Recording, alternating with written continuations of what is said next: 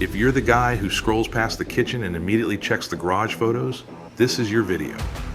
We're turning a plain backyard into a 5,000 square foot addition with a 1,700 square foot dream garage, a full pool house, resort-style outdoor kitchen, hotel-level guest suite, and at the end of this video, we'll reveal what we're building inside a hidden bonus room attached to the garage. You're gonna wanna see it.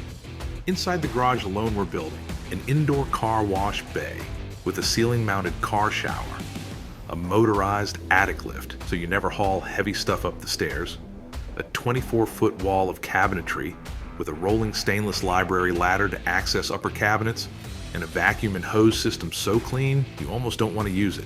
This is the Bilt Bayou signature backyard build, and this video is phase 1. By the end, you'll have a notebook full of ideas you can steal for your own build.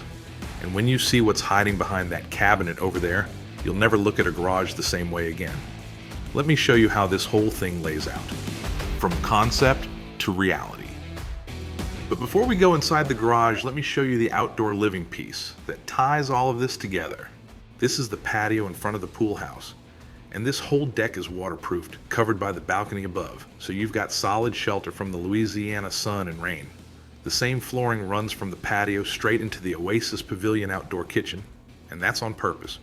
We wanted one giant entertainment space instead of a bunch of disconnected slabs.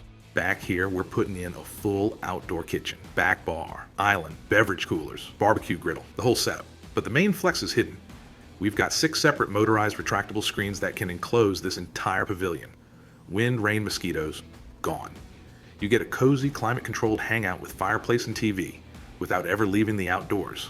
Doors on the pool house are accordion-style glass, one 10-foot opening and one 12-foot. So when you fold them back, the indoor and outdoor spaces become one big party zone. Closed up, it's a movie night bunker. Opened up, it's an all-season party pavilion. And because this is Bilt Bayou, we even ran aqua hydrants and a central drain in the pavilion floor. So after a big party, you can literally hose the whole thing down and send everything to the drain in the middle. Now let's step inside the Casa Cabana. Inside this wall, everything's already stubbed out for a sink and dishwasher, with a gas line ready in case we decide to drop in an oven range later. For now, it's a movie night kitchenette and wet bar, perfect for game days or karaoke parties. We've got blocking in for a TV wall, and right next to it will be a floating steel staircase going up to the guest suite. Single stringer, custom L-shaped, built by the same fabricator who's doing our balcony railings. The main floor is roughly 20 by 20 feet, which gives us plenty of room for couches, games, and whatever insane seating layout we end up with. Now, pool days live or die on one thing: a good bathroom. This doorway leads into the pool house bathroom. We're doing a 5-foot trough-style single basin with high linear windows for natural light. There's a closet for towels and pool supplies, and we intentionally made the toilet area oversized, so it doubles as a changing room. Bench, lockers, shelving, somewhere guests can stash wallets, phones, and keys without leaving them in a random chair outside.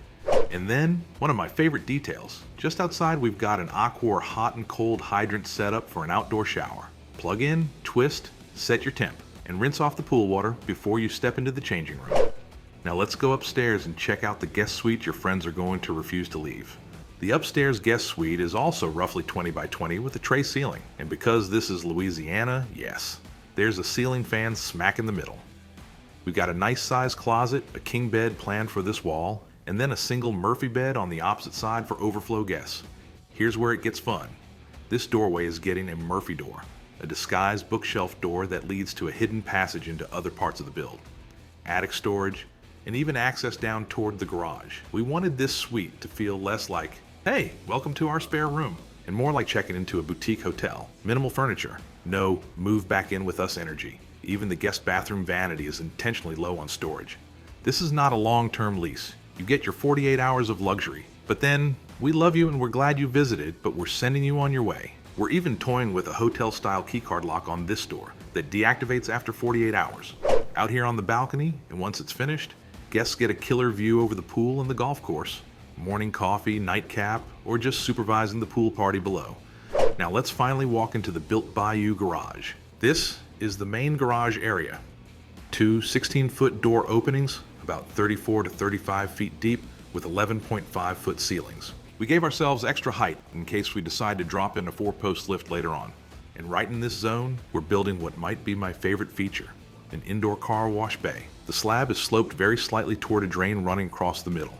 So when you wash inside, everything flows to the center. Plan is to have a pressure washer wand on a 360-degree boom in the middle, plus another wand over here on the side. Then, around the perimeter of the wash bay, we'll have 6 ceiling-mounted shower jets for a spot-free car shower. These are literally regular shower jet heads you'd find in a bathroom, but dedicated to a deionized filtered rinse. We'll have separate valves for city water, filtered water, and then the spot-free rinse shower. The dream is, you pull in after a long day, flip the valve, and give the car a quick shower without dragging hoses all over the driveway. We're not obsessed with full-on detailing every weekend, so this keeps the cars looking clean, without a 3-hour detail every time. Along this back wall, inside this framed-out section, we're installing 24 feet of garage cabinetry, custom lockers, wall cabinets, rolling toolboxes, and above all of it, a solid run of stainless steel cabinets, as high as we can go. Because we've got 11-plus foot ceilings, we're adding a custom stainless steel rolling library ladder on casters, running the full width of this wall on a rail. Need something up high? Roll the ladder over, lock it in, climb up. Done using it? Just slide it out of the way. It's one of those details that's both ridiculously practical and looks like it belongs in a high-end showroom. Look up and you'll see this 6-foot ceiling opening. This is where a motorized attic lift will live. We designed the attic to have a ton of storage space, so instead of hauling heavy bins up the stairs, we'll just drop the lift, load it, and send it up. We're still choosing between an off-the-shelf system and something custom, but either way, it'll be winch-powered and rated for serious weight.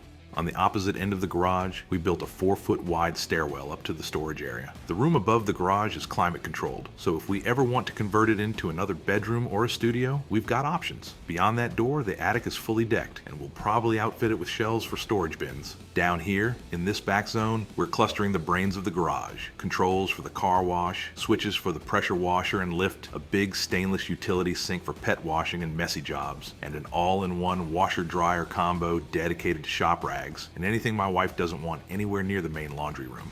Under the stairs, we're tucking in base cabinets for extra storage, a drink cooler, a pull-out trash can, and just for fun, we're rigging a pneumatic can crusher tied into the air compressor system. Because if you're going to build a garage like this, crushing cans with air power is basically mandatory. One of our big goals was a super clean show garage look. We wanted as little as possible hanging off the ceiling and walls, so every light is fully recessed and flush, and anything that can be hidden behind cabinets, walls, or in the attic is hidden. Hose reels, electrical reels, even some of the pressure washer gear will be mounted on the other side of walls or up in cabinetry with just the hose or cord coming through. We'll even have air hoses and electrical cords dropping from the ceiling with the actual reels hiding in the attic. Visually, you'll just see a small roller plate and a cable ready to use. No giant orange reel breaking up your clean ceiling line.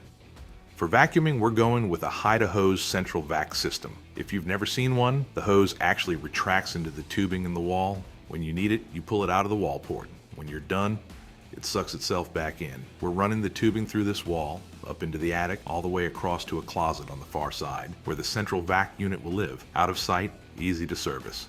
Around the exterior and interior, we're using Aquar hydrants for hose bibs. When they're not in use, it's just a clean little cap. Pop it off, plug in, twist, and you're live. We've got one inside the car wash bay for filling buckets or running a standard hose when you don't want to fire up the pressure washer. There's another under the pavilion, so after a party you can plug in a hose and wash the floor straight toward the central drain. And like I mentioned earlier, we're using an Aquar hot-cold hydrant as the feed for the outdoor shower. All these little decisions are about one thing: make it easy to keep the place clean, and you'll actually keep it clean. If you're building a garage at this scale, it needs its own bathroom. We're using in-wall tankless toilets throughout the project. The tank is hidden in the wall, and all you see is the bowl and flush plate. That keeps the bathroom feeling open and clean. For the vanity, we're doing something one of a kind, and we're even planning to mount a hand dryer blower on the wall, so the whole thing feels more like a cool bar restroom than a dusty garage washroom. And now, the part you've been waiting for. Back here we had a 14 by 14 room off the garage, and instead of turning it into another storage closet, we decided to have some fun. This is becoming an old English style hidden whiskey and cigar speakeasy. We'll have a dedicated exhaust fan for ventilation, and unlike the rest of the build, this room gets its own small window unit, just to keep it cool without overcomplicating the HVAC. The walls will be full wood panels and trim, with aged bronze metal panels on the ceiling, and an elegant chandelier hanging from a tray ceiling. For the secret entrance, we're building a 9-foot tall by 6 feet wide rolling garage wall cabinet on casters that slides aside to reveal the lounge's entryway.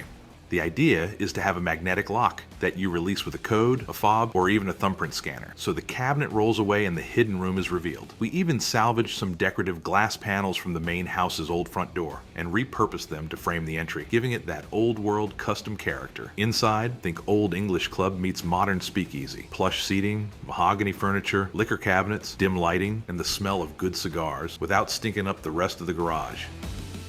Overall, we've tried to think through how we'll actually live in every part of this build. Pool house, outdoor kitchen pavilion, hotel level guest suite, 1,700 square foot showroom garage, and yeah, a hidden whiskey and cigar lounge right off the shop. This is our signature series backyard build, and this is Bilt Bayou. If there's a feature you'd steal for your own garage, drop it in the comments. If there's a brand or product you think belongs in here, from cabinets to lifts to lighting, tell us. We might actually build it into the project. Make sure you subscribe and follow along, because we're turning this whole thing into a full documentary series, and this walkthrough is just phase 1.